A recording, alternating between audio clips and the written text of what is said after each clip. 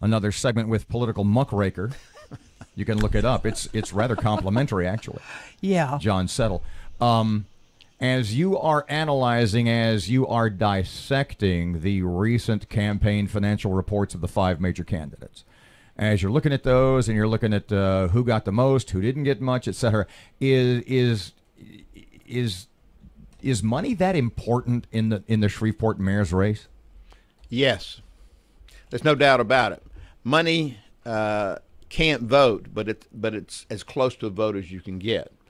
I think money indicates the number of people supporting you, and that's why I looked at the number of individual contributors, and also money buys media exposure. What is that? So what when you are they think gonna they're start- going to use the money Yeah, on? pardon me. When are they going to start buying media exposure? Well, I don't know. I'm not in the media business, but there has been a dearth of media exposure so far. One thing I would like to point out that's interesting, though, is these reports reflect income and expenditures through September 27th. Mm-hmm.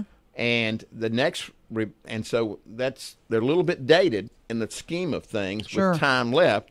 And the next report's not due until October 29th, which will show them through the 17th. But we're now down to how many days to the election? Less than 30, yeah. Less than 30. I mean, right now, so far, we've seen some pretty slick commercials, but we've only seen them in social media. I agree. It's a different race in the sense of the how expenditures are going and how much has been raised and expended since the September 27th through date is a big unknown. Because Which group in our community will decide this race? I mean, you hear the millennials could play a part, and you hear that it's going to be African Americans. Republicans may throw a wrench in this race. What's going to be the deciding factor? It's kind of hard to say. I think it's going to be a little bit of all. I don't know that the Republicans are going to throw much of a wrench in it, but I think that the millennials and maybe when you say I don't think Republicans are going to throw much of a wrench, that leads me to believe that you think that Talaferro and Savage, that neither of them will make the runoff.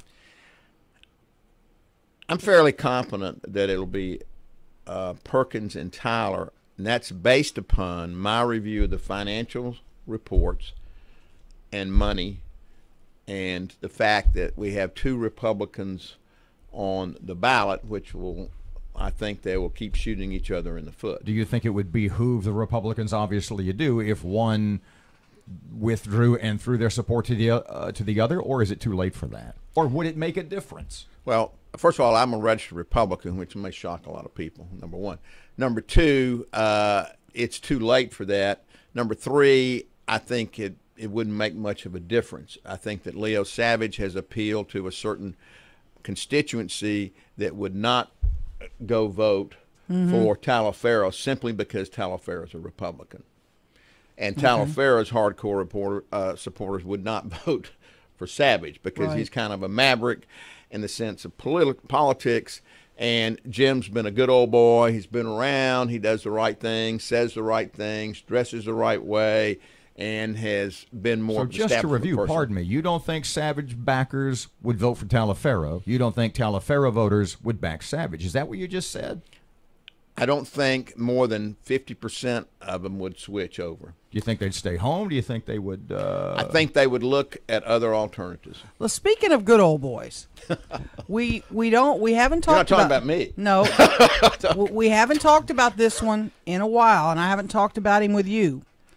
Greg Tarver has had influence in our mayoral races for a long, long time. He acts like he's sitting this one out. Do you believe that? I honestly don't know. He's not listed and given a contribution to Perkins. He did give a contribution to a person running for the council.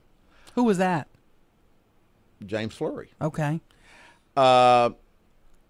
It's obvious that Cedric Glover has had a lot of influence on Shreveport politics as well. Sure. He's given $500 to his protege, Jackson, and so he has been involved. You know, it doesn't bother me that these people are involved in Shreveport politics. You would name 5 or 10 white individuals that have always been pushing Sure.